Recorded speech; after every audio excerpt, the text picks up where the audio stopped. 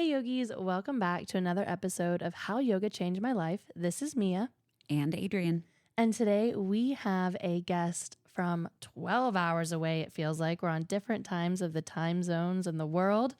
Jo. Hi. Jo, we always like to start off with an opportunity to introduce yourself. Tell us where we are talking to you from. You know, the time zones really mixed me up. We were emailing and I was like, it's this time over here. I pulled up this website like timechanger.com or something and was trying to make sure it wasn't 2 a.m. your time. Kick us off. Well, I'm coming at you from 8 a.m. Monday morning in Melbourne, in Australia. My name's Jo Stewart. I'm a yoga teacher here. I teach aerial yoga for a lot of my classes, and I have a little studio called Garden of Yoga, which is actually in my backyard. We built a studio. And I also have just written a book called 8 Limbs of Aerial Yoga. So that's what I'm all about at the moment. But I actually teach a wide range of classes. Like I also teach a lot of accessible classes. I teach chair yoga. I teach yin. I generally teach my floor and chair-based classes more chill, more grounding, more relaxing. And there's definitely opportunity for that in aerial yoga as well, but also inversions and using the hammock for stability challenges. But actually one of the things that I'm most passionate about is using the aerial hammock to make the mental and emotional and spiritual benefits of yoga more accessible for more people. Like I feel like that's where the magic is. Oh, 100%. Like I'm geeking out right now. I've been like Googling eyes at the screen, even though I can't see you, because I love aerial yoga and I love like the hammock. The hammock is like when you take Shavasana in an aerial hammock, it's like nothing else on this planet. It literally feels like you're in a little cocoon. And I used to have a little setup in my house in Chicago, and I'd have people come to my house and do private classes. And I had one of the aerial hammocks, the silk, and the kids would love to take Shavasana in it. And a lot of times they'd fall asleep for at least an hour, and I'd have to wake them up. Absolutely. Yeah, it's the best. Yeah, like that feeling of being cocooned and hugged and supported. Like there's nothing like it. It's so good. It's amazing.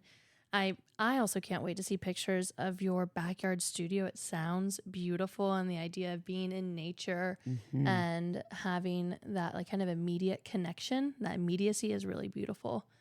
I'd love to hear a little bit about your origin story. Where did you start with yoga? Did you start with aerial? Was it vinyasa? Where did you start to get to this point? Because you sound like you have an amazing story. Oh, actually, through painting. So when I was about 6, I started going to ink brush painting classes. And so it's sumi-e painting, it brings in a lot of Zen philosophy, and it's a whole ritual. Like you mix up your ink with the sumi, the ink stick, and the suzuri, the ink stone. And my teacher, Richard Liddickett, was a yoga teacher as well as a painting teacher. So meditation was always part of that practice, and sometimes movement as well. Like sometimes we would even like dance out the strokes we were going to paint full body. And like yoga and meditation and creativity were really like one and the same for most of my early life. Like I love to make art. I love to be creative. And when I got to art school, like it really kind of shifted into something that felt like a lot more pressure and a lot more expectation. And it was no longer just fun and play and flow. And I actually went to an Iyengar yoga class. And even though that's not the style that I practice now, I was able to tap back into some of that same feeling, that feeling of being present, that feeling of just being immersed in the movement and the breath. And I felt like it really helped me creatively. It helped my brain, because the tortured artist was a bit of a thing at the art school that I went to. Like it was a lot of like looking into yourself, but not really in a like gentle, nurturing way. Like I found it quite confronting, and like yoga, I guess, became a bit of a safe space for me. Oh, wow. And I like loved it and kept practicing. And when I finished art school, like I did some traveling, and I kind of decided that like yoga would be a really good, fulfilling day job. Like it's not a 9 to 5. What I didn't know then is you don't really make that much money being a yoga teacher. So I know, it might right? not have been the best choice of being a day job. And actually what happened was once I started doing my teacher training and I started teaching, I just realized how much creativity there was in teaching yoga, and how much like that in itself is like that flow state, especially when you're working with a whole room of different people's energies and you're all moving together, but it can go in lots of different directions. Yes. And so I kind of just realized how much more like peaceful and happy my life would be if yoga was like my vocation, like my main thing. And then I would just do art for like a fun hobby, like take the pressure off that.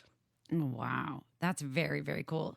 So when you decided to explore yoga teacher training, did you stay in that style of Iyengar? Did you look at different schools? Like, how did that kind of journey go for you? Actually, I did a pretty unique teacher training, which unfortunately isn't running anymore. It was an advanced diploma of yoga teaching, and they had teachers from all different lineages. I love So that. there was an Iyengar teacher, there was a Gita teacher. Yeah, I loved it too. Like the anatomy teacher also taught massage, and like there was a lot of philosophy. Like it was a 2-year course and over 1,000 hours. So I got to learn about a lot of different styles right from the beginning. And I've kind of always drawn from a lot of different perspectives and different styles, and also like my students' own perspectives in my classes. So it really works for how my brain works Yeah. to not just have like a set sequence. And I've never vibed with that unquestioning of when you ask why you do something, it's tradition, or that's the way we do it in this style. Like that's or never because I really said worked so for me. Yeah. Yeah. No, I find it really fascinating too because, I led an advanced teacher training 2 years ago, year and a half ago. Yeah. And I was really proud of it because there was 3 of us and we came from 3 different lineages.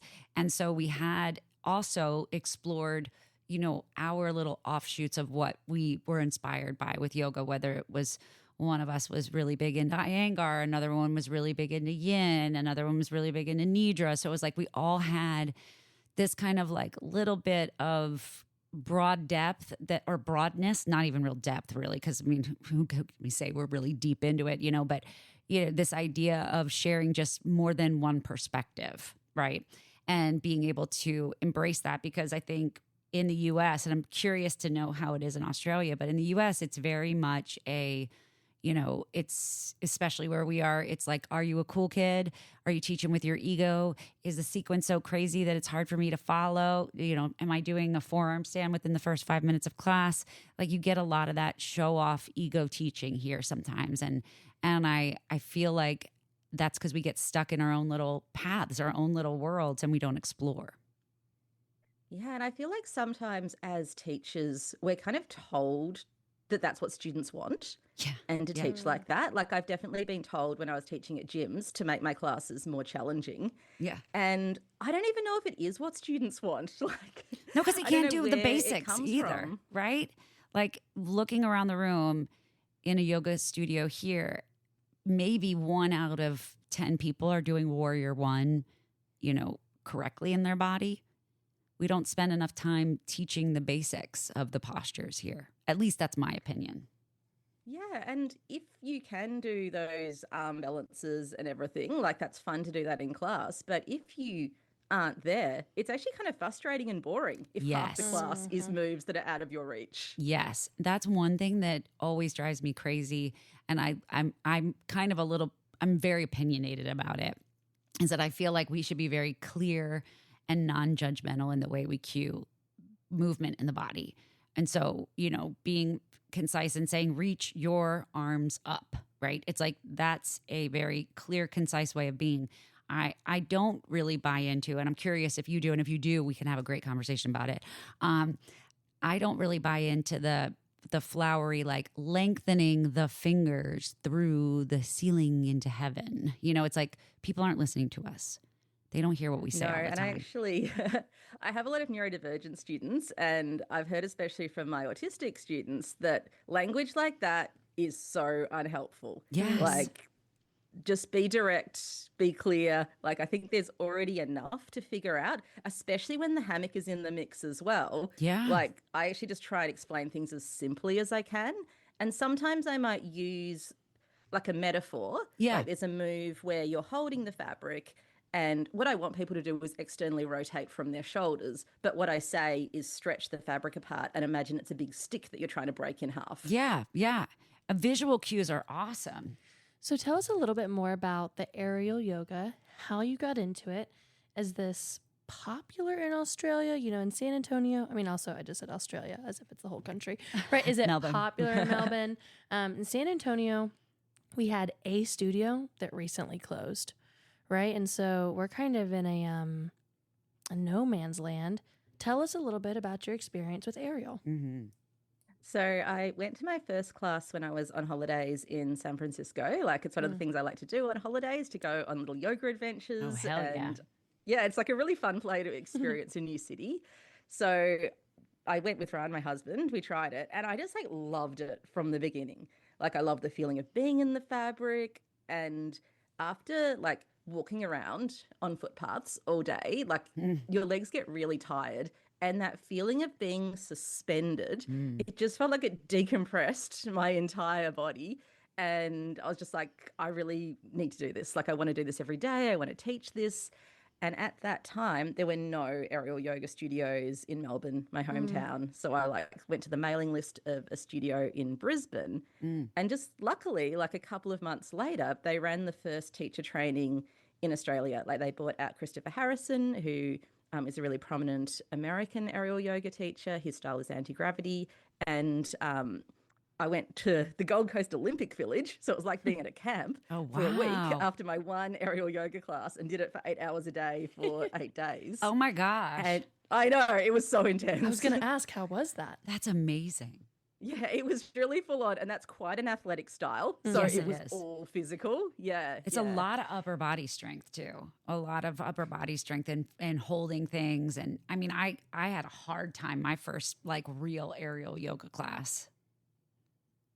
Absolutely. And like the grip strength is not really part of yoga on the ground. So Yeah. that's a really specific strength. And those muscles tire out fast. Oh, and yeah. the other thing that I really felt was like every place that the fabric pushed into my body was sore. Because that is something that you notice in your first session. Like, if it's new for your nervous system, you might feel the fabric pressure in a really dramatic way, and like less so over time.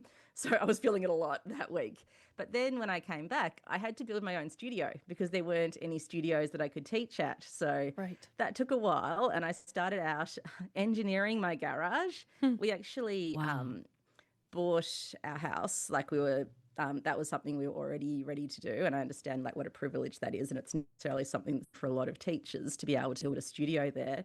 But we were kind of looking around, and at first we wanted to buy like a warehouse and have the studio in the warehouse, but there weren't any places like that still in a state ready to be transformed. They were all already apartments. Right. So we just got like a really little house that had a big shed, and I kind of hired an engineer and a builder to engineer my shed to be an aerial yoga studio. And I just started out teaching 3 people at a time.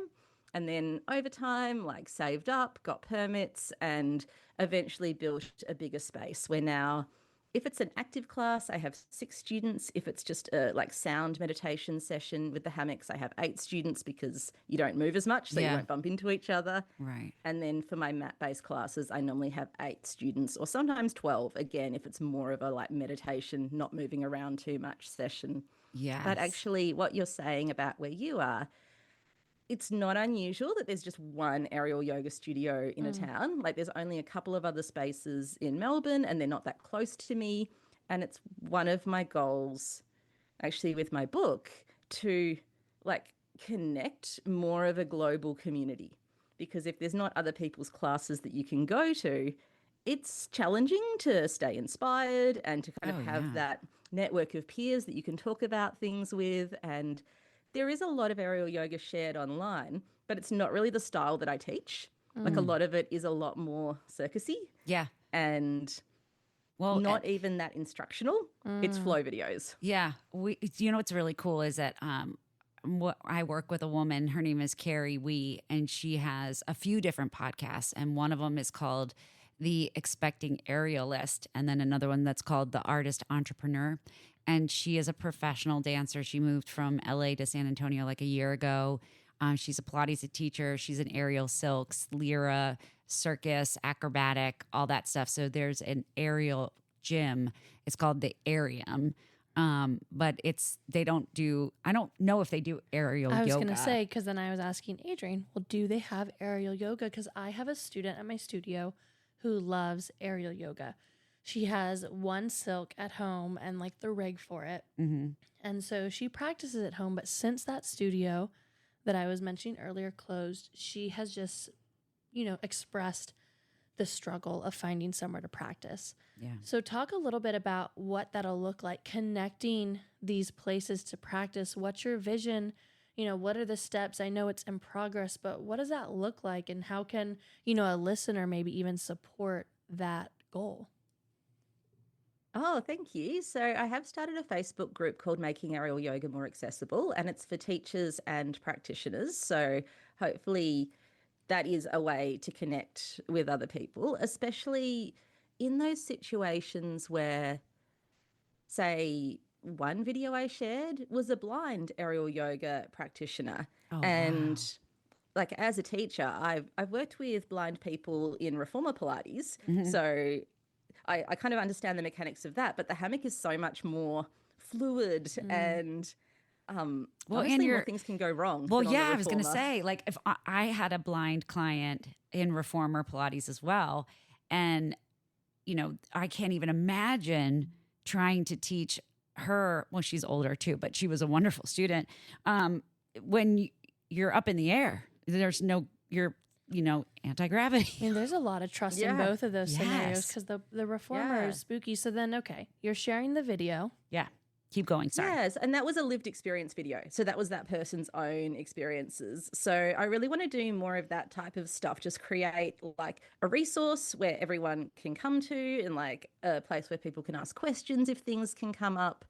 I have set it so that you can't just share your regular classes.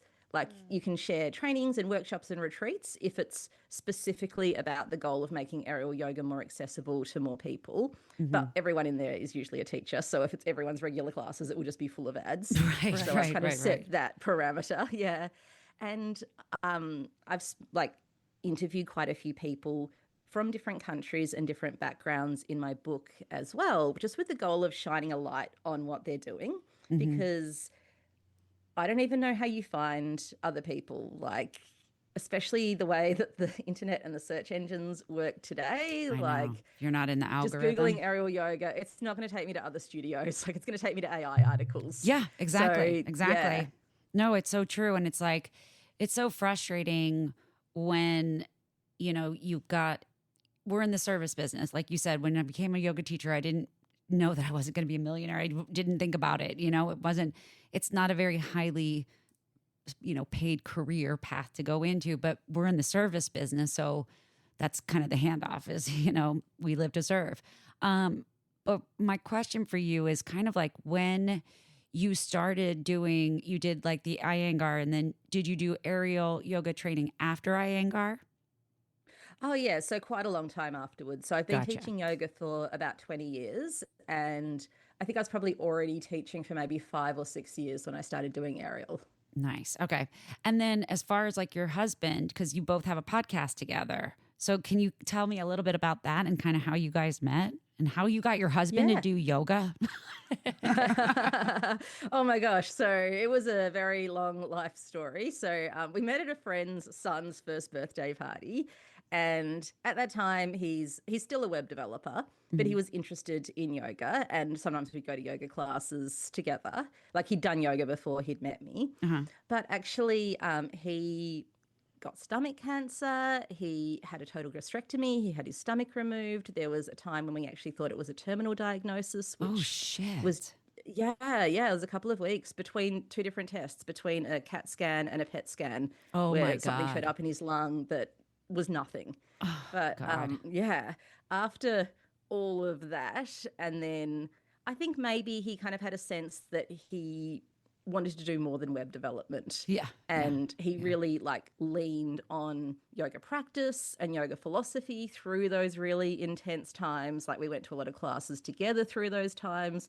Actually, a really beautiful yoga studio just near us gave him a free membership when we told them about his diagnosis, just so that he could come and not worry about the money side of things. And we hadn't even been going there that long. That's so incredible.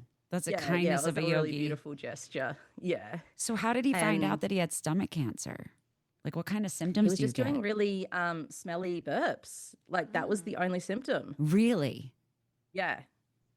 That's crazy. So just smelly Yeah. burps. And then he went to the doctor? And it was a few doctors. Like he went to a doctor who was kind of like, oh, you have Helicobacter virus, which he did in his gut, but a lot of people have that. What is And it can that? be a bit of it can hide it. So, yeah. And then I was like, come to my doctor. She's much more thorough and she listens to you. And that's when we kind of started As with women all the do. different tests. Yep. Yeah. And yeah. And like that was, I think it's about 10 years ago now that we went through all of that. It was probably about 2 years of treatment, diagnosis, recovery after having his stomach removed as well. I was going to because say, that's that is a no major fucking surgery. joke. Yeah. Yeah, Did he yeah. have to And a lot have of- like that? Is part of his intestine now considered his stomach? Yes, they pull up the small intestine to meet the esophagus. Yeah. I actually have a friend that had her ex-husband had a surgery where his stomach and part of his intestines was removed, but also the skin was all transplanted back. Oh, wow. So he had like Yeah. somebody else's stomach skin sewn on Oh. him. Yeah. Yeah. Whoa. Yeah. It was crazy.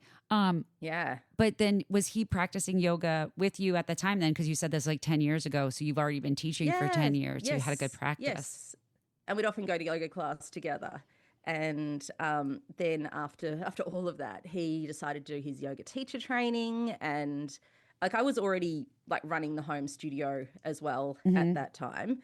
And while he was doing the teacher training, he wanted to talk about yoga all the time. And I had to make some boundaries. Like, Oh my I don't want gosh. to talk about anatomy when I'm reading my book about to go to bed. Yeah. Like, Yeah. Yeah. Dude, yoga that's work is talk. everything. Yeah, exactly. And after he finished the teacher training, that took up a lot of time. So we just kind of had some space. And the podcast was his idea and his initiative. Like he loved podcasts and he loves gadgets. So nice. he like built the website for the podcast, bought the gear. We've like upgraded our gear as the years have gone on. But yeah, I really love the interview process. Like I love talking to people. I love learning about people. It helped me write my book. Like so many people who I spoke to in the podcast were authors. And so a really in-depth reading of their books and asking them about it and having this space outside of my own yoga teacher training, which was like a long time, like, 10 years, Yeah. where I could like ask philosophy questions or kind of unpack things or kind of get these different perspectives, was very inspiring. And yeah, I think it kind of is really like a lot of what's in my book I learned on the podcast almost as much as what I've learned teaching and from my students, especially the philosophy side of things. That's so cool. I mean, like, we started this podcast, we're in our 4th season now, and it's just something that we started when we had a lot of free time, and now we don't have that free time, but it's still something that we feel is important to do and to be a part of, and the conversations that we have, and it's just been a real big joy, like a real big joy, and then getting to have conversations with people on the other side of the world that like, yoga is a tie that bonds people together, whether, we want to admit it or not. But I feel like it makes you kind of have a deeper sense of connection with people when you share the love of yoga with them. Absolutely. And we've had all different schedules. Like we did it every 2 weeks. There was like a brief time where we did a weekly episode. Now we do a monthly episode, and that is the right rhythm for us. Yeah. And we've even had times where we're like, should we keep going with this? Like we've got so much other stuff going on. Maybe we should just like finish up the podcast. And then we'll have one of those amazing interviews. Yeah. Where we're like straight back in. Yeah. Yeah, absolutely. Exactly. Yeah. I mean, for us, we took like a little bit of a detour with we didn't plan for this, but then even in the conversations today, every single conversation that we've had, it's like, well, this person's job got eliminated. You didn't know what they were going to do. Your husband got stomach cancer. A friend of ours' father passed away. It's like, all of these things still happen. And yoga is a huge part of the skill set that we can share with other people to help them get through the shit in their life. Amazing. And it's like the Sangha, like it's the connection. It's like I don't have necessarily a space anywhere else in my life where I have such deep conversations. Yes. Like normally if it's with a friend, like we're eating, we're going for a walk, there's always other stuff going on. There's lots of detours, but like the podcast, it's like a much more focused space. And so often you get into like a lot deeper stuff that I don't know if I would talk about if I wasn't doing a podcast about it. Right. Yeah. It's like it just wouldn't come up. Yeah, true. And Jo, I want to talk a little bit about your book. And also, you know, your book is titled The 8 Limbs of Aerial Yoga. I want to hear more about that, but first I do have a brief question. It sounds like you're working with what we call special pops, right? You mentioned you have neurodivergent students. You mentioned you have a blind student. You potentially have more than one.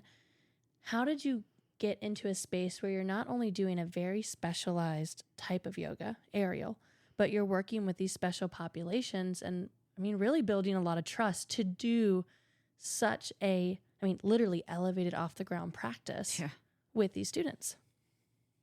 Oh, well, the blind student I don't work with now. That was when I was teaching at a gym reformer class. And actually through Jivan Heyman, a past podcast guest of many episodes, we did accessible yoga training with him during the pandemic online. And I feel like sharing yoga to different bodies and different needs is just being a good teacher. 100%. Like I think it's our job to make this practice accessible for the people who walk in the door. And it's not always a part of teacher trainings. And I think that even in the 20 years that I've been teaching, I don't think neurodivergence was a much used term in my teacher training. We talked about pratyahara, but we didn't really talk about sensory processing. And Right. I feel like that is such a big thing that we can use aerial yoga for, because there's so many different sensory possibilities with the hammock. And I don't have a diagnosis, but apparently one of the signs that you might be neurodivergent yourself is if all your friends are.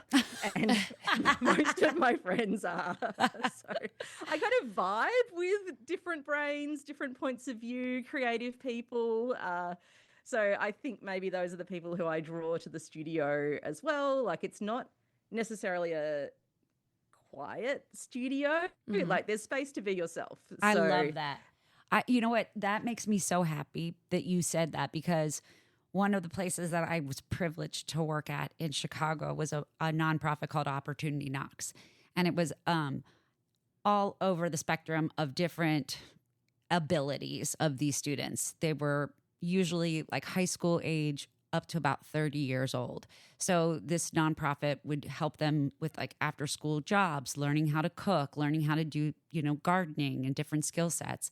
And they started to introduce fitness classes. And so my first time working with them was teaching them a cycling class, which was crazy hard. You know, talk about the bus pulls up and, you know, I have, you know, music loud and a microphone and it's lights and there's flashing, and I'm going to make you put on uncomfortable shoes and sit on a really uncomfortable seat, you know, and make you pedal this bike and yell and scream. And I just was like, oh, this is not the way that this is going to go. I'm like, I'm going to give them towels. Oh my gosh, all the sensory. Yeah, things, exactly. like every level. Every level. Yeah, it was terrifying. Like the bus pulled up and I went, oh shit, what am I going to do? And I just was like, you got this. Teach the people in the room, you know, hey, what's your favorite song? Let me put it on my playlist. Do you like to sing? Here, you can sing in the microphone. Do you like a towel? Let's swing the towel in the air. You don't need to get on the bike. Let's just dance, you know, and we would do all that stuff. And then I went to other studios and they followed me to a studio that we did cycling and strength and yoga. And then they followed me to a studio that I just did yoga. And then they ended up hiring me to come in to their place like twice a week. And for me, it was the best to be able to share yoga with someone who has these accessibilities in their body that I didn't have, and to see them gain confidence by utilizing the skills I could share. It's magic. It's just magic. So Jo, can you speak a little bit more to what it means, that term neurodivergence, right? We've talked about it's a kind of, what's the word? Like Okay, newer. yeah. Yeah, So speak the to way it. I Yeah, go for it. understand it is the neurodiversity umbrella is everybody, Mm-hmm. and neurodivergence is anything that makes people experience the world in a different way. So it could be like a different neurotype that's innate, like autism and ADHD or ADHD, or it could be something that's acquired, like traumatic brain injury or PTSD. It could be like another different way of perceiving the world, like synesthesia or dyslexia, or being in the world, like dyspraxia. So it's not so much about, for me, it's teaching in a way that acknowledges that everyone's going to have a unique experience in the world. Mm-hmm. Everyone's going to experience these practices in different ways.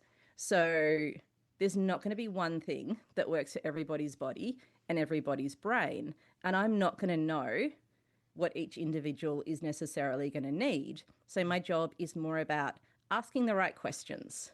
Mm-hmm. And it's a collaborative process of working together. So they can get what they need out of this practice, because obviously people have come to yoga because they want to experience yoga. Mm-hmm. And it's such a broad practice. There's so many ways to do yoga. There's so many ways to experience yoga, that trying to fit everybody into this narrow little box that I don't even think works.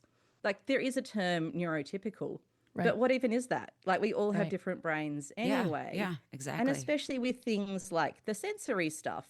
Like, for some people, it might be really overwhelming if like a light is flickering, or if there's a sound that's triggering, something in them. Yeah. But I think we've all had that experience of lighting that doesn't make us feel good. Right. Yeah. And then just being in a space that as soon as you walk in, you feel comfortable and calm there, just because of the sensory experience of that space. So I think it is just working with that perspective of like, we're all human beings, Yeah. but we're all unique. So But hopefully we can be in a room together and do this practice together, but in a way that works for our own individual needs. absolutely. Well, and I'm curious because, one of the hot topics around our neck of the woods is trauma informed yoga. I'd love your perspective on what you think trauma informed yoga is. Is that a thing in Australia? Is that a thing in Melbourne? Is it something that, Yeah, you know? absolutely. And I do teach with those principles in mind. There is the very specific trauma sensitive, trauma informed yoga, which is often like a one-on-one practice. And it's like a lot of questions and a lot of tuning into, do you want to do this in this way? What I do is I will always use like a non-hierarchical way of teaching. So it's not like there's the real pose or the full Right. expression of the pose or the thing that we're all trying to get to. Like, Yeah. scratch that right away. Like, all the options are equally valid. It's just the one that's going to work for you today. I try to use invitational language as well. So I try not to make it too flowery, but the only time I'll give like a direct command is if it's like a safety urgent reason. Yeah. Like, I might say, grab that hammock now. Yeah. Like, Yeah. But normally, Don't die. Yeah. yeah. Yeah. But like, especially if it's, say, working with the breath or choosing which variation of a pose you want to do, I'll always like frame it in a way that's space to like, you can choose to do this or not. Yeah. Yeah. It's like And, option to do this. I Options. also Yeah. like try and have, yeah. And same as the like direct command, I would never like touch someone without informed, enthusiastic consent, Yes. unless it was like an emergency situation. Right. Like, Yeah. like you're going to fall if I don't catch you right now. I think that it's interesting because to me, when I hear trauma informed yoga, I do believe that there is a clinical place that needs to live, right? Like you need to be, I feel like trauma informed is like you are a yoga therapist, you are working in a special facility, you are working with people that have, that are looking for trauma support. I don't think that trauma informed yoga is something that I would ever say that a teacher at a yoga studio is going to be great at, because I feel like trauma, you can't fix my trauma in your yoga class. You know, like I can't police every single word that I say in a general population yoga class. You know, if I'm going into a gym or if I'm going into a studio, like I want to be able to be myself, right? And not feel like, oh, well, you said this word and it really pissed me off. It's like that to me is coddling trauma and creating more attention to trauma than it is saying like, hey, I believe in you. I don't see limitations with you. I just see possibilities and opportunities, and I will be here to help support you. But I'm not trying to take your trauma from you. I don't know. There's just, maybe it's also because I'm very triggered by it right now that like, when I hear I'm a trauma-informed yoga teacher, I'm like, and you're 26 years old. Like, and what the fuck does that mean? Like, what makes you so special to say that you're trauma-informed, you know, when we're not therapists, we're not doctors, you know? And for further context, Jo, there's a class circulating here and it's labeled Healing Trauma Yoga Flow. Oh my God. Yeah, which I think is like kind of charged. Yeah. Yeah. Like maybe a bit unethical. Like, That's exactly what I'm thinking. Yeah. I just feel like it's an excuse too. It's like, well, I'm a trauma-informed yoga teacher. You know, it's like, no, all of us have trauma. And I shouldn't compare my trauma to your husband's trauma, right? Like we all have tigers. They're all scary. So don't compare it. Just know that if everybody has trauma, then all of us can be in the same room together and be able to deal with our own bullshit together, ideally, you know, through yoga. And I think it's similar to like accessible yoga teaching. I try and just bring in the aspects that are like good teaching that make the class better for everyone, whether they're like working with a serious trauma or not. And like what you're saying as well about like scope of practice, basically. Like I'm not a psychologist. And I often think that people have, like, I know from my experience when I've been going through stuff, I want to just move and breathe and be present in the moment in the yoga class. Like all of that hard stuff is waiting for me when I leave. Yes. I want to break from that. Like I just want to be in my body for an hour and like leave feeling slightly down-regulated and a bit calmer and like a little bit more ready to like step back out into whatever else is going on in my life out of that class. And I feel like that is sometimes the most helpful thing for me personally when I've got something huge going on in my life. Yes. I don't necessarily need like a yoga teacher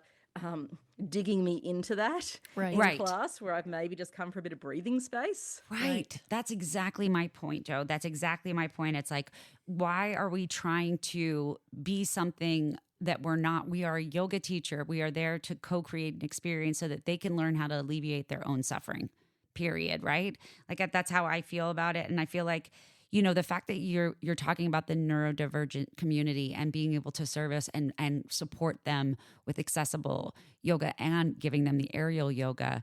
And you had mentioned like, oh, you know, it's not the quietest studio in the world. I had an experience this week I wanted to share with you that I had two students take my class and they were new to the studio. At the end of class through Shavasana, they, you know, it was quiet for a few minutes. And I don't think they had been in a place that had been quiet for a few minutes in a while. And so when I started to guide them out, the guy was like, oh my God, I thought we were the only people in here.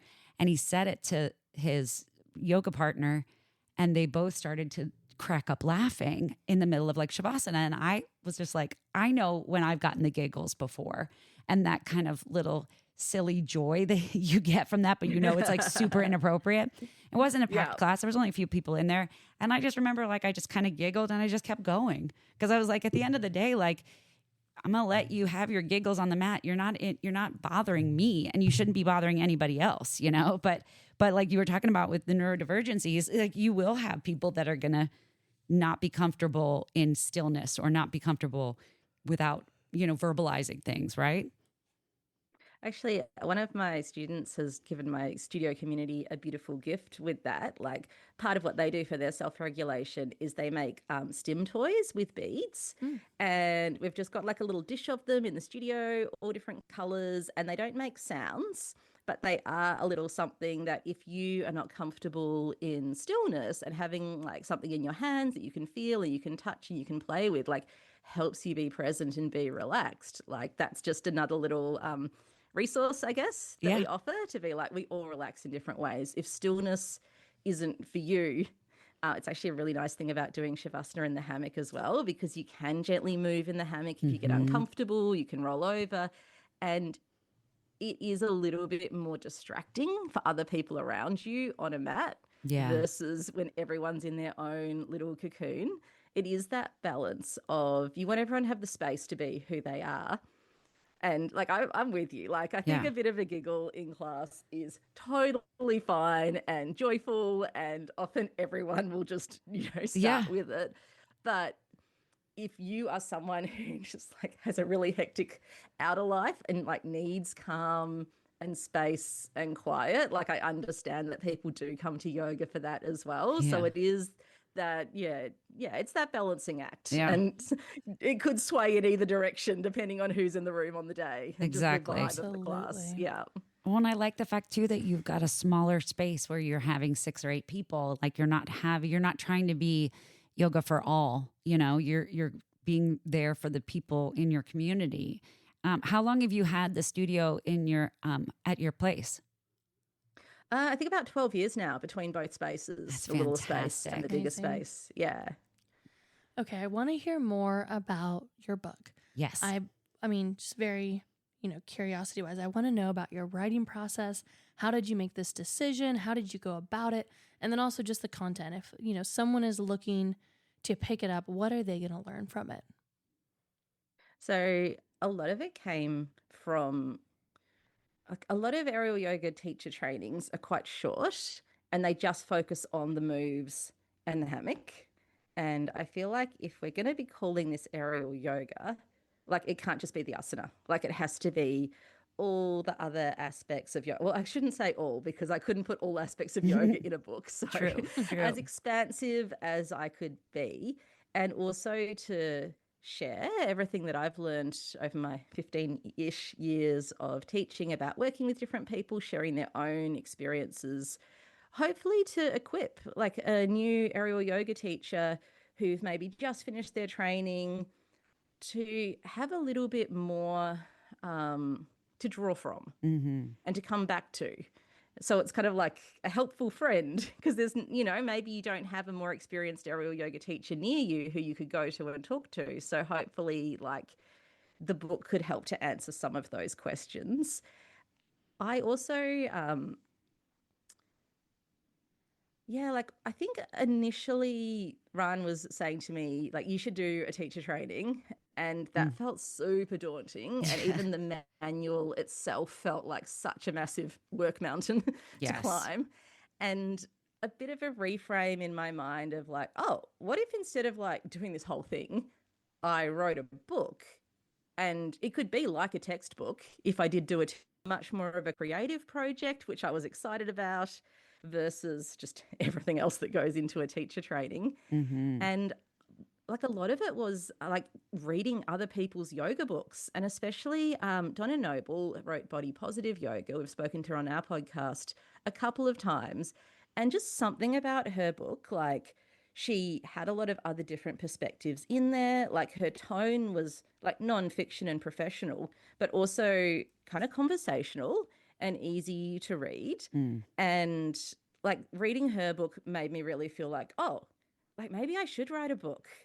And she is actually so generous and connected me with her editor as well. So I could send my proposal directly to her editor, who Sarah Hamlin is amazing. She's edited Donna Noble's book. She's edited a lot of really incredible yoga books like Dr. Gail Parker's book, Dr. Sham Raghunatham's book. Like a lot of the authors who I've spoken to on the podcast, I'm like, oh, wow, Sarah edited their books as well. So that's so cool. I felt a lot of trust sending it to her because like she's worked on some of my favorite books. Like this is going to be amazing. And I actually found the writing process like surprisingly enjoyable. Like I hadn't really written essays since school, and because I went to art school in college, like there wasn't even that much writing in that. But I wrote each chapter I guess, like an essay. Like I used Patanjali's 8 limbs as a framework, as a way of bringing in yoga philosophy, but yoga philosophy is so expansive and often Yeah. quite esoteric. I felt like that was a one type of yoga philosophy. It was like a natural framework that I could like shape the rest of my book around. And I ended up writing like twice as many words as what I'd proposed, because I wrote each chapter just as a standalone thing, whatever I felt like writing about on that day. And I put a lot of like lived experience kind of case studies in there. Like there's people in there who practice aerial yoga with MS. Oh, Sarah wow. Cole, she is a aerial yoga teacher and occupational therapist who specializes in traumatic brain injury and has done classes specifically for people who have traumatic brain injury. So Wow. I really wanted to kind of highlight people using these tools in like different professional contexts, because I think a lot of what we see on aerial yoga online is the circus stuff. Yeah. Yeah. And it doesn't really make people respect it like Well, it as seems like a it's serious unattainable, discipline. right? Yeah. Yeah, or like a performance art form. Hmm. Like it's something you could do for fun. It's something you could do if you're already really flexible. Yeah. But there's like so much more to it than that. And also, like a lot of people I work with have bigger bodies. Yeah. And aerial yoga is so supportive for bodies of all sizes. And that's also not usually a big part of aerial yoga training. And there's some really simple ways that you can adapt that doesn't make that person feel singled out in Yes. class, because it's options that I offer for everybody. But I feel like if someone isn't equipped as a teacher just to have some of those like strategies in their back pocket, like that could be a really uncomfortable experience for everyone, for the student Exactly. who doesn't feel like they're catered for in class, and for the teacher who knows that they're not doing a good job with that person but Yes. doesn't have the skills to like give them what they need. Yeah. And that happens so much. Like there's so many times, like you said, like you get your 200 hour and then it's like, bye, see ya, good luck, Yeah. and then you got a lot of, lack of a better term, baby yogis running around there, yoga teachers. And if there's no like support from, you know, the community for finding ways to grow, right? It's not just about like, okay, I only practice this kind. I find other ways to do things. Like that's for me, like adding Pilates to my training background and my education was like game changing for me. Game changing. Same actually, because I teach Pilates as well, and there's so many more moves that just involve one part of your body, Yes. which can make it so much more accessible. Like it's easy to put it in a chair, it's easy to Yep. put it on the floor. Yep. Yeah, it's just gives you so many more options. It's my favorite. Did you do what kind of, I mean, like I can take this out obviously, but like, are you more classical Pilates, more contemporary? Like, do you follow schooling wise? So I went to Louise Taub is a local teacher in Melbourne, and she was also my home studio inspiration because she has a little studio in her house. And so Oh, I did a lot of nice. my training with her. And she's, yeah, I guess contemporary. Like she drew from lots of different places and is very anatomy focused. So it was good to have the Oh, yeah. anatomy refresh Yeah. after yoga teacher training. And like these days, I teach a very chill Pilates style. Like I don't teach reformer anymore. I only teach it at my home studio. I still have a reformer at home. Uh-huh. So if I'm doing a one-on-one with people, I bring it out for that. But a lot of what I do is just with the foam rollers, with the TheraBands, with little weights. Yep. And it's basically using those fun Pilates props so we can get a little bit more focus on balance and stability and a bit more feedback Yes. with those props. But the vibe is the same as I teach my yoga class. Like I still Yeah. finish with a relaxation. It's still very much about listening to your body. Like Yeah. I might Same. talk about Very cool. Yeah. No, Yeah, it's not like a real abs Pilates class. right. It's not like I agree with you because I think it's fun. I can teach an athletic reformer, tower class, whatever you want, chair, but I love kind of being the detective with the right equipment to be able to say, oh, you can't feel it when you're here. How about we try it this way? It's like anything, and especially with your background in aerial yoga, it's like take gravity out, try, chair pose on your side, laying down, try chair pose on your back, try chair pose standing up, try chair pose on your hands. You know what I mean? It's like take gravity out, then look at the pose and see like, what do I need to work on? What's working? What's not working? What's lengthening? What's shortening? Where's the focus? Do I feel this? Because we can't move our body if our muscles and brain don't have that connection. And I feel like a lot of, at least in my experience in the US, a lot of yoga schools really truly lack strong anatomical applicable information. Absolutely.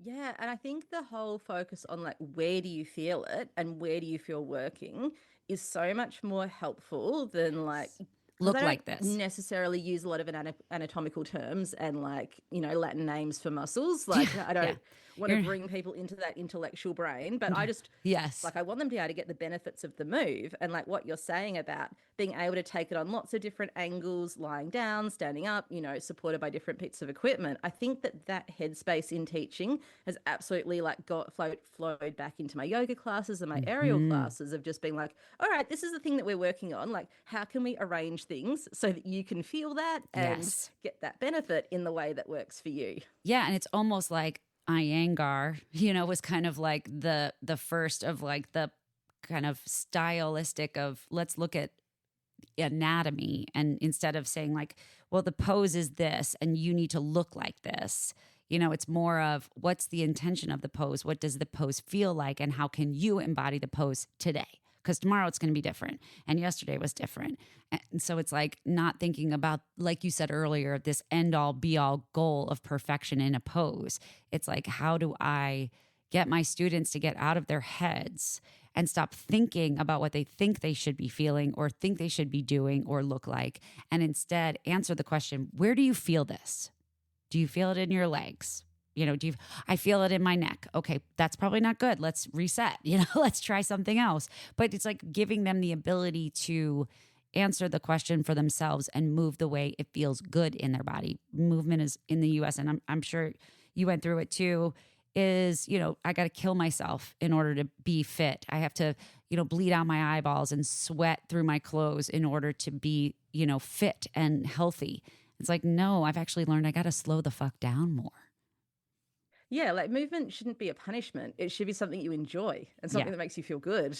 Exactly. And actually what you're saying as well, that was actually a real lesson from my trauma-informed teacher training that I've done. Like that interoception, that ability to feel into your own body is definitely something that's diminished for a lot of people through trauma. Yes. Because they're like hypervigilant, so their attention is focusing outwards because that's what they needed to do to stay safe, or also because it doesn't feel safe or comfortable to feel into their own bodies. Yes. And I think the props, like say a stretchy TheraBand or like a hammock that moves, it gives people the opportunity to feel into the movement in a way that's like one step removed from like directly feeling into their own internal experience. And it can be a bridge to that. 100%. I love that. I feel like it's so helpful. Yeah. It is. And that to me, like, especially when somebody's uncomfortable in their body for whatever reason, whether it's trauma, whether it's weight, whether it's past experiences, relationships, it's like giving them the permission and the space to say, it doesn't have to be miserable. You don't have to feel this way in your body. I can help you understand it in a different way. And what I tell a lot of my clients too is you can't always fix your own body because you are coming in with an already set agenda or thought process. Like, if I were a student back in the day and I wanted to be able to do a handstand, that's all I wanted to be able to do. And I got fixated on that. And then everything was about the handstand. It's like, no, what are we trying to accomplish here? How do I make yoga be a good thing for you to embody however you need to that day? Yeah, like how can this not be another source of stress and pressure and failure in your life? Yeah, like, and competition. How can it just be, like how can it be something that makes you feel like grounded and strong and powerful, or like to experience like pleasure in your body? Yes. Yeah, something that that's feels a big good. deal. That's a big deal. Yeah, and I think that the triggers for me when it comes to this trauma-informed conversation that I seem to get into with a lot of people is that I feel like we're all having a human experience together. And when you start to say, well, this person's trauma this person's been through so much. It's like, okay, we need to honor that person in that room, but that person is there to regulate their own nervous system, and I'm here to help them do it. It's not that I'm not trying to be better than anybody else in the room. I'm not some expert, I'm just a mom who loves teaching yoga just as much, so I can share my experiences with others. Yeah, and it's not like taking their power away and being like, oh, I can fix you, I Yeah, can yeah, heal you. exactly. Like, that's not what it's all about. Like, sometimes it's even like the regulation benefit, like, comes from just being in a room of other people and other nervous systems. And as everyone else relaxes, you start to feel yourself relax. Like, sometimes that's where the benefit comes from, not what the Exactly. teacher's saying. Yeah, exactly. Because I mean, let's be honest, how much do they actually listen to what we say? I don't know if this is true, but I feel like the part of my brain that's really present when someone is talking to me is not the part of my brain that remembers what they're saying later. Yeah, yeah, yeah. Well, it's like even we were having this conversation earlier today, like when a teacher constantly demonstrates everything, right? And they're doing the practice in their body while they're teaching yoga, right? And it's like, are they paying attention to the bodies in the room? Are they saying cues to the bodies in the room? Like, yeah, it's really important for us to see the shapes of it. But as a yoga teacher, that's a different part of your brain. So like if you demo a pose and then you jump up and you start to move around the room and adjust and assist or, cue to the bodies in the room, it takes a second for you to flip that side of your brain to that working part, right? Like, and I feel like that is a hard skill set for some people to understand. It's like you don't have to do it for them, just, talk them through it or be there to support them if they don't get it. But yeah, most of the time they're not listening to what we say. It might even just be the rhythm and the flow of our voice that can help them get there.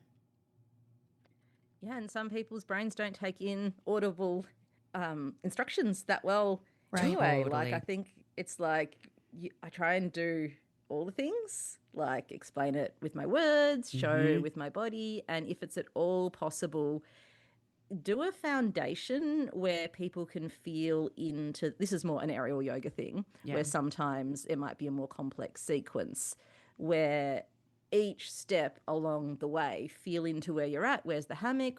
Like, what's holding you in? Like, what do you feel working? And kind of have that felt body experience before going on to the next move or the next variation, because I don't take in information well if someone's showing me like 10 different things. Yes. And I forgot the first thing already, like step by step as much as possible for me. Totally.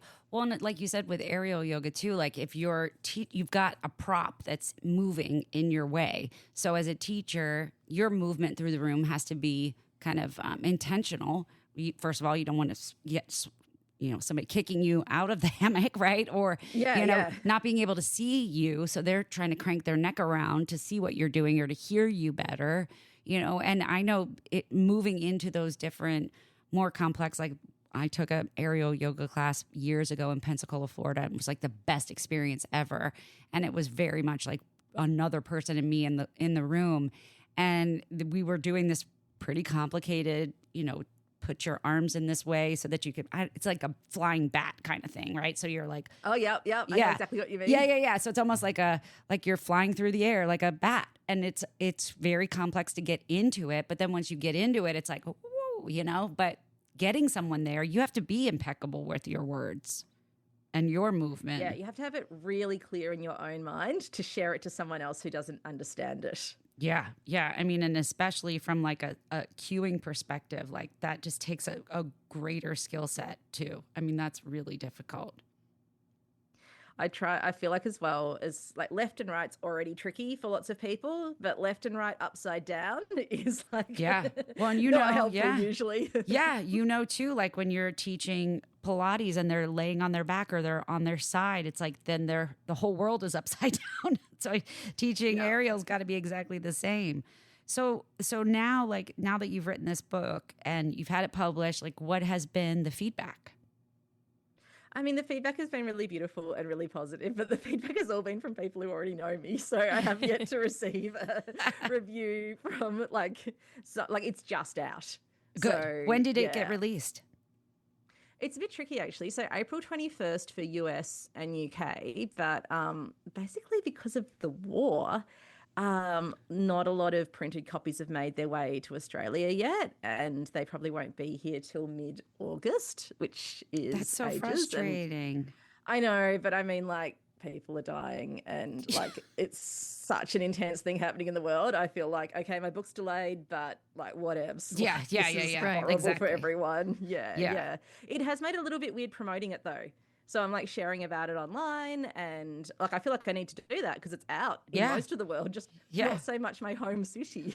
So it's actually it is like everyone can read a digital copy, like that's already out, and some people have ordered it in from their bookstores and they've got their copies. So maybe I need to like just check back in with the Australian distributor and see if it is still mid-August or if anything's changed with that. But yeah, like apparently you can get it, like you could ask at your local independent bookstore. It's on all of the like major online Well, retailers. yeah, who I'm I try looking not right to now. I support have so it. much. I have it in my cart right now. Amazing. Yeah, yeah. I put it right in my cart so that I can get it for reading. I want to read it. I mean, Jo, you just sound really, really awesome, and I kind of want to read the book, and then maybe we can have you come back and we can do like a little deep dive into it if you'd be up for it. Oh my gosh, I'd love that. I've loved talking to you this morning. I know it's been really nice. It's really, really nice. And I think it's just neat to see that like what you're doing in your hometown and sharing aerial yoga and sharing yoga for all. Like Mia's wearing her Flora Street yoga t-shirt, which is her studio that she and her partner owned. Lucas, when did you guys buy that? Like a year ago? Year and a The half shirts? ago? No. The studio. You started the studio like a year and a half ago? Yes, year and a half. And so on the top of her shirt, it says accessibility, community, education. Beautiful. I love that. So have you ever been to Texas? No, I have not. Have you been to the US? I Yeah. have. Yeah, I've been to New York and San Francisco. And Oh, to that's right. Burning You said Man. that. Sorry. That's right. You said that. Well, we'll have to have you come Oh, to and Texas. I've actually done a lot of travel like with my parents. Like we did a big road trip. We went through Utah, we went to the Grand Canyon, we went through New Mexico and Arizona and just saw all of those like amazing rock formations yeah. and landscapes. Yeah. And Oh, to that's- Disneyland. And Disneyland, of course. That's very Yeah. cool. Well, we would love to have you come and visit us anytime. And I'm really excited that we have another friend down under.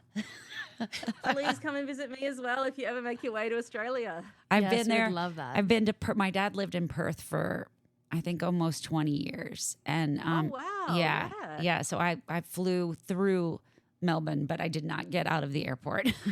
And I really enjoyed Perth. It was beautiful, absolutely beautiful. And I went with my girls when they were 3 and 6. So now they're 17 and 20. So it's been a while. Well, I've never been to Perth, even though I live here. Like, No way. It's Australia's so big. It like, is. It's such a long way to go. And Well, it's like I don't know, going there's from this- New York to California. Yeah, I think there's like this thing where like a lot of people when you're young, you like do your overseas travel. And then like when you retire or something, you do your around Australia travel. My That's parents are awesome. doing that at the moment. They've got like a awesome camper van and they love going camping and traveling and having adventures. Oh, that's very, very cool. So, Joanna, share with our audience, our listeners, where we can find you, where we can connect with you. Oh, thank you. So my podcast is called the Flow Artist Podcast. I do that with Ran. You can just find the book directly at 8limbsofaerialyoga.com or my other stuff at gardenofyoga.com.au. And I do have like quite a few videos on my website as well if you want to practice with me like that. And I do some Zoom classes too. So That's see how the awesome. time zone works depending on where you are in the world. But I have some UK participants who my evening classes are their morning classes. Yeah. And then the Facebook group that I mentioned is called Making Aerial Yoga More Accessible. Oh, that's awesome. That is awesome.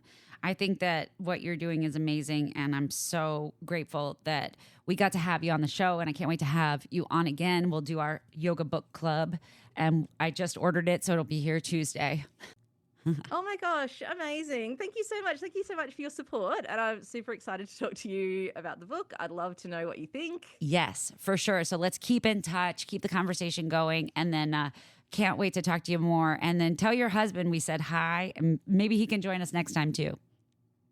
he works a 9 to 5 now, so we could potentially make that work. But yeah, he's kind of back in the office, and also like he's doing a lot of other online side projects. So Oh, yeah. wow. Well, that's the thing about artists, right? We don't really stop working. Yeah, I don't know. Like we both have this thing where like we love our lazy time, but we have so many projects. Yeah. That's the way my husband and we used to have a saying, like we're the Smith family, we put 50 pounds of shit in a 5-pound bag. You know? It's like we can make it happen. Make it happen. Well, thanks again for spending time with us tonight, Jo. It was really, really awesome to meet you. And I am going to be checking out your podcast as well. Oh, amazing. Thank you so much. I've loved talking to you this morning. It was great. Thanks, Jo. Bye, Jo. Bye. Bye.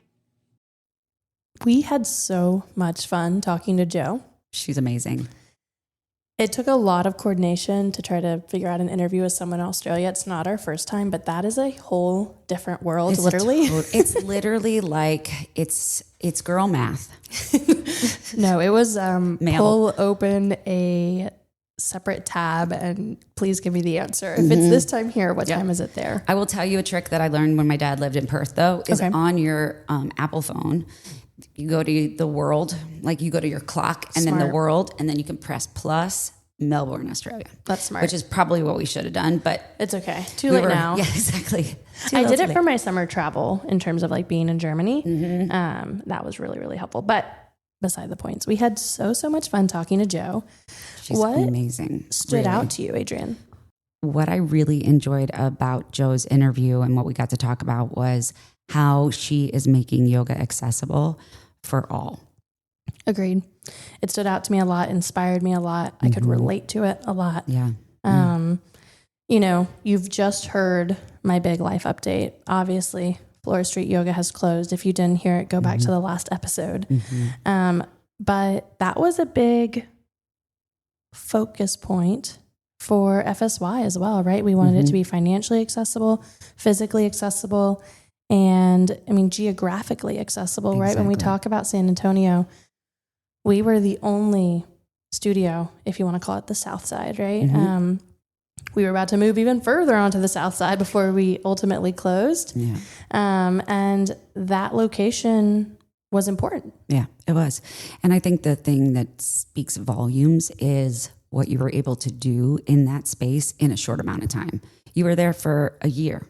Yeah, a year and a half. Yeah. I think like you guys know, if it hadn't been for the landlord, it would have continued. Yeah. I mean, it paid for itself. It took care of itself. I was really, really proud of our community.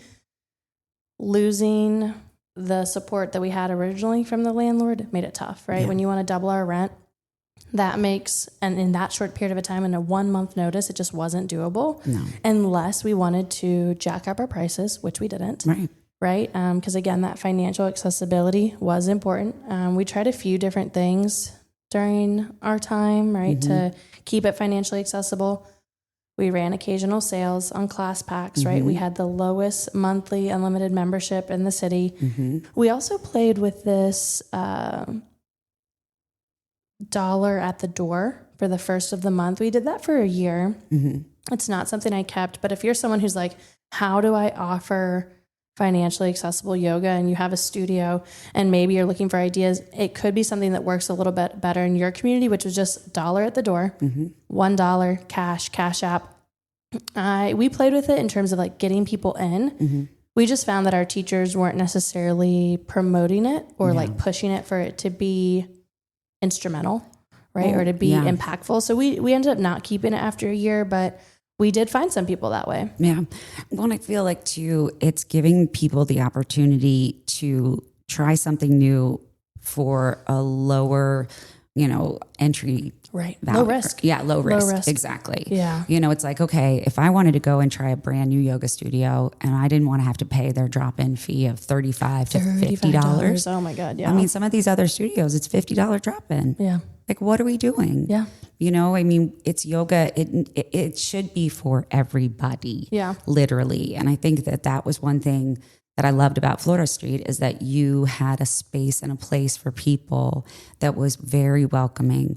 It didn't matter what you look like, what you talked like, what you drove up in, what you didn't drive up in. It was like everybody that was there, it was just this beautiful little community in an area that is a food desert, right? Yeah. I mean, I think that I'm speaking correctly. I'm pretty sure the closest HEBs were not full HEBs. I don't know Like a neighborhood market kind of thing. Yeah, one is the one on Flores, but it's at SoFlo that has the pizza. But I mean, they don't even have the like water jugs that I needed to like keep water in the studio. So, which is kind of funny. And then the other one is that 2-story one. Oh yeah, but how far away? It's not 2-story though. But it's you like can't it's walk. upstairs. No, neither is walkable. And I think like you mentioned in what you drove up in, didn't drive up in, we had people that walked because we were in a neighborhood. Exactly. Right, which was really, really cool. So no, I definitely appreciate what Jo's doing. I understand why she's doing it, where she's coming from. And I think also I learned a lot, like something I'm very excited about. And I'm also like, how didn't I think of that? Right. Yeah. I love the best thing about being a teacher is like stealing from other teachers, right. In the most respectful way. Right. Like in a I almost think inspiration it's like, way. It's almost like not stealing, but almost like adding it to your toolbox. Yeah, it's like this. It's collaborating. Yeah, right. Yeah, and I mean, yoga teachers do it. Yep. School teachers do it. I don't know. I guess Pilates teachers do it. Everybody does it. Yeah. Which is what she's doing for her neurodivergent yogis, right? In terms of shavasana and how hard that can be, and her giving them fidgets. I'm like, duh. Yep, I have fidgets in my school classroom. Like, why didn't I think of that for a yoga classroom? And it's tough if you're popping up in someone else's studio and they don't want a permanent basket of fidgets. But if we have a permanent basket of eye pillows, right, or a basket of the, consent tokens, it's a very small ad that can make a studio, again, more accessible, more friendly. Yes. More comforting. Yeah. Well, and I think that one of the things I remember from a studio I went to years and years ago is they had a little basket in the front with rocks.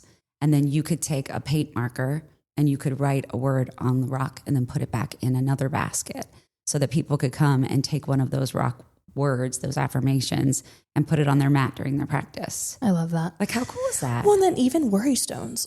Yes. Worry stones are a very real thing. Yes. Why not use that in a yoga class? Exactly. And those are things that are creating a comfortable space for those that may not be comfortable in a public setting. Totally. Right? Like a lot of times nowadays people have social anxiety too. Right. Right? So whether you have ADHD or you have autism, like we should be creating spaces where it's a non-judgment zone, right? It's a non-judgment zone. We really should be creating a space where people can come in no matter what. Yeah, totally. And even aside from those things, I think sometimes what we've seen in physical architecture, right, is when something is helpful for one subpopulation, it's helpful for everyone. Yes. Right? Yes. A ramp is not just accessible for someone in a wheelchair. Right. Same as these worry stones or fidget wouldn't just be good for someone with ADHD. Right. Right? It could be good for, I'm thinking about this one student I had who apologized to me so profusely after class. She was like, I'm so sorry. I just had a baby. I know I was moving a lot and I know I didn't do this and I know this. And I'm like, whoa, it's okay. Yeah, exactly. It didn't bother me whatsoever. But that could be good for that mom who probably had a lot on her mind, who was probably nervous about leaving baby at home for one of the first times and who had a lot of nerves. Yeah. Clearly, right? And so that could be someone who also benefits from this fidget or from this worry stone. Well, not only that, but like not only we talk about like the nervous first time mom or, somebody who's never been into a yoga class before or financially can't afford a $35 drop in or the yoga studio is a drive away, not a walk away. Right. What Jo, I really appreciated she talked about too was her husband's, kind of journey through stomach cancer. Right. And having to go through all of that and how he felt in those moments and like how people helped him out by giving him a free membership to go take yoga whenever he could. It's like those kind of things. It's those little kind acts that we can do. I really get frustrated when people think that yoga is a religion, right? Oh, yeah. And I feel like what we need to start to say is yoga is a practice of how to show up for yourself and others as you are in a kind way, whatever you want to say. Yeah. You know what I mean? Like it's like finding that purpose of why are we judging each other? Why are we restricting to just the cool kids that get to come and practice? Or we make these sequences so outlandish that, you know, they're not able to be accessible to someone in the room who just had a knee surgery or just had a baby. Like, Right. what are we doing? Yeah. And it could just be me. But when that is possible, more often than not, it's a small owned business. Yeah. Right. And it could be just like I'm feeling this hurt after having to close my small business. Right. But the reality is, I mean, I've worked for a few studios across San Antonio. And the ones that have been the most open to helping people, to offering the free class, to offering the +1 membership have all been small businesses. 100%. And so if that is something you value, we have to support small businesses, not just in yoga spaces, right? But as much and frequently as possible, when and where can you support local? Yeah, it's like if you are going to spend $1, spend it in your backyard. Don't spend it someplace else. You know, really think about investing in the community that's around you, because at the end of the day, that's all you really can control. Yeah. You can control how your property looks, how you show up in your neighborhood, how you show up at work, how you show up in a class, right? But like really thinking about all of us are on the struggle bus. All of us.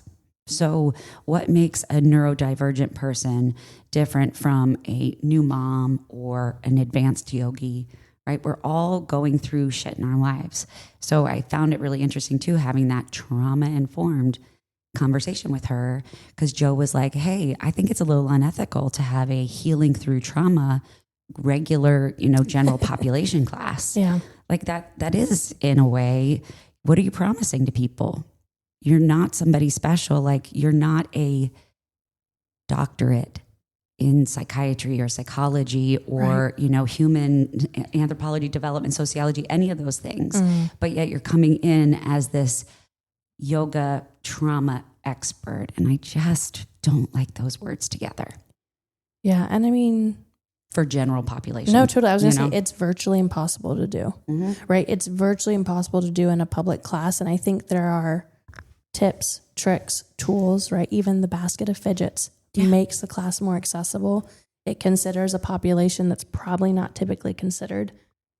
But no singular public class that is open to 15 plus people is going to work for every single person that comes through. And that's not the fault of the teacher. That's not the fault of the studio. But I do think it's the fault of our marketing or our promises, right? We can't promise enlightenment, right? We can't promise absolute. We can't promise these big, broad statements, which sometimes to me, trauma-informed sounds that way, right? 100. Like, even if everyone who comes in that room has trauma and you somehow are trauma-informed, I do not think that class is going to be for everyone. No, agreed. Right? Because it's just so broad and it's so sweeping. It's just not possible. And I know that's a lot, and I feel like I said a lot but without saying anything at all, and I don't know. But that's what I feel like a lot of times these healing through trauma classes really are. I feel like too, yeah. Right? It's a lot of words with nothing really behind them, because you can't be everything to everybody. Period. End of story. Yeah, and I think teachers need to get comfortable with that, right? If you're a yoga teacher or if you're a yoga student, know that your teacher cannot be everything for you, and that's just life, and that's just relationships, right? My husband cannot be my everything. My best friend cannot be my everything. My podcast co-host cannot be my everything. It's just not natural or fair to ask of one single individual. And that's the same as our teachers, especially if that teacher is teaching to multiple people in the room. Yeah. The other thing I was thinking about is, like, as a student, would I be more apt to sign up for a class that said healing through yoga or trauma-informed yoga? Or would I just want to go to like a yoga class? I think it just depends. Yeah. I mean, I think there are people that are drawn to it. You know, I don't know. I'm not one of them. No. But I think because I got so many benefits from a yoga class, run-of-the-mill yoga class. Exactly. Yoga class taught That's by, you know, we'll have Bella coming up soon, but yoga class taught by a 19-year-old. I used to go to my friend Carly's class and it rocked and I loved it, right? And so I don't know. I do think it appeals to people. I think it can still benefit people. Yeah. I don't think it's going to benefit everyone in that. No. And sometimes I think that trauma-informed can feel like it's making a promise that it can't fulfill. It's also, and that's dangerous to me. It's also exclusive feeling. Yeah. It feels exclusive. Like, oh, did you have any trauma today? Then don't come to class. No, right? Like trauma, you're good. No, yeah. Healing yoga will help you. It's a tool. Yeah. Yoga and is I a tool. think, again, someone might be listening and thinking, well, everyone experiences trauma. Yes. Exactly. You know, and it's like what Chris said, when we say yoga is for all and yoga is everything, it now means yoga is nothing. Mm-hmm. And I think as teachers and as yogis, we need to decide what we value for ourselves and invest in what we value. That's it, right? Whether that's a certain teacher's style, you know, a certain studio's beliefs or values, and whether that's just like what we want to take from a class, because I mean, there's nothing else we can control. And as teachers, know that we are not for everyone. Our class is not for everyone, and that is okay. It is impossible to be for everyone. You can't. Whether you're saying this is my trauma-informed class, this is my handstand class, this is my yin class, right? It is impossible for any one class to be for every single person on this planet, right. And that's okay. And so rather choose to invest in what you believe in, choose to show up how you best can, and it's going to resonate with someone, and that might be what someone needs. And invest in your training. Yeah. Invest in good training, not just one place. Yeah. I can't tell you how frustrating it is to me lately to see such talent out there in yoga. I mean, there are some amazing little kind of, what do they call them in that show, The Deadliest Catch? They call them greenhorns, people that have just gotten on the boat for the first time to go out crab fishing, right? So it's like these green yoga teachers that are kind of just fresh coming out of yoga school from one place. And they think that's all I need to do. But really, if you, like you just said, you may find one thing in that yoga teacher training that appealed to you more than one other thing, right? Whether it be a more athletic yoga class, or maybe it's a more quiet practice. But invest in learning about that style outside of where you learned it, right? Yeah, absolutely. And I think related to Jo, I want to learn more about aerial. Oh my God, it's amazing. We don't have a lot of it in San Antonio. Lucas just sent me one that's just south of us. Oh, no way. Just south of me by about 30 minutes. So that would be like an hour for you, which is kind of far. But we could make it a field trip. I know. He sent it to me and I was like, let me show you I'm going to show Adrienne the video, but I will describe the video as I play it. It is this big open room. It's beautiful. Oh, sorry. It's loud. I don't know if y'all can hear that, but there's probably, oh my gosh, 12? I was going to say 12 to 15 silks. There are mats underneath. It's dim lighting, but with like kind of twinkle lights all around. There's mirrors. It looks super cool. Looks really cool. And we had a aerial studio that recently closed, probably in the past 2 years here. Did you ever take a class there? No. I did. Well, it was expensive. It was expensive. I mean, that's it. I mean, who knows? This one might be expensive too, but I'm a little bit further in my life. Like when I first moved here and it was open, I was a first year teacher making $20,000 less than I'm making now. You know, and that's big and major and huge. Exactly. It's like a second, income coming in. No, absolutely. It can be. I mean, I went there and took the class and it was hard and it was wonderful and I was a sweaty mess and the, Shavasana was even better. I have a few aerial silks that I had in my basement in Chicago and I don't have a basement in Texas. So, and I have obviously, going to be selling my house soon and finding a new place to live. So maybe there'll be a ceiling or a garage that I can hang them in because I loved it. It was great. Actually, you know what? I have to show you. I have a picture of me. And actually, we talked about it on the podcast. I believe it might have been before we started recording with Jo. But there was a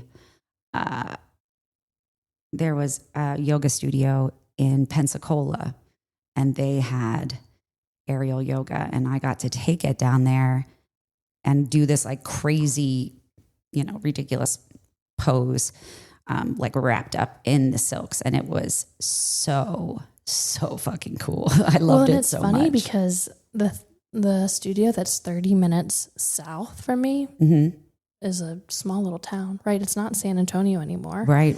And so it's funny to hear like, oh, Pensacola has aerial yoga, but San Antonio, one of the top 10 largest cities in the nation, doesn't, right? Exactly. Isn't that crazy to think about? But it's true. And also, Adrian and I determined we might be able to hang some aerial silks in my backyard. I have this essentially giant rig. I know that's literally, I was looking at that. I'm like, my grandparents used to have swing sets like that in their backyard, but not, that has to be at least 2 stories. It's got to be 15 to 20 I think feet. it's 20 feet tall. I have a 20-foot tall permanent what do you call that? Swing set? rig? But there's nothing on it. No, it's just a big the rig. U It's just the shape. frame. Yeah, I just have the frame. That's it. A jungle gym frame. It's Not so funny. jungle gym, but you know. But anyway, so swing we set might frame. try to hang some aerial silks from that. My other idea was hammocks. Yeah, I love that. Because I also have a smaller swing set that I will just make swings, but it's we might be able to play with some aerial silks in my backyard soon. That's what's really cool about the aerial silk too, is like we only had I think the ceiling height was like 7 feet, 7.5 feet in our basement. It was very, very small. So there's certain things you couldn't do on the silks in my basement, but when you're outside, you might actually be able to do them. But anyway, what else would I want to talk about with Jo? Well, she wrote the book, which I think is also really cool because she was trying to figure out different ways to kind of share yoga. And at first she was like, well, maybe I'll do a yoga teacher training. But I mean, watching me go through it of writing one and leading one, and you were a part of one, it takes a whole lot of effort and energy to really do it right. And, I had 2 other people helping me do it at the same time. So I can't even imagine having to do something on your own. But the fact that she kind of wrote the book and she used the 8 limbs, to go through it was just really cool. Really, really cool. Yeah, it is. It's one that I definitely want to check out. It's on my TBR, which is a little long at the moment. Even my yoga TBR. What's your to be read? Yeah. I'm like, God, I don't know all the acronyms yet. And I just think that like inclusive yoga, non-exclusive yoga, or accessible yoga, accessible whether it's financial, physical body, geographical. If you're into yoga, try to find that place or make that place for yourself or become a part of community where your opinions matter, that you can make a difference. Sharing yoga with people, I think, is one of the easiest things to do to make someone else's day feel a little bit better, even if it's just teaching them to breathe the right way or to sit quietly for a minute. Yeah, I agree. I think we have to invest in what we believe in and what we value, and the more we do so, the more those things will continue to thrive. Mm-hmm. Exactly. Well, Jo, thank you so much. We both really enjoyed the conversation, getting to know you, listening to your stories, and what you've created over in Melbourne is just amazingly gorgeous. And we'll link all of your stuff in our show notes. But don't forget to check out Jo and her husband's podcast. And thanks again for listening. We really appreciate it. If there's something that you want to hear, if there's a guest that you think would be wanting to be on our show, send us over to @yogachanged@gmail.com. You can also follow us on the gram @yogachanged. And until next week. Bye, yogis.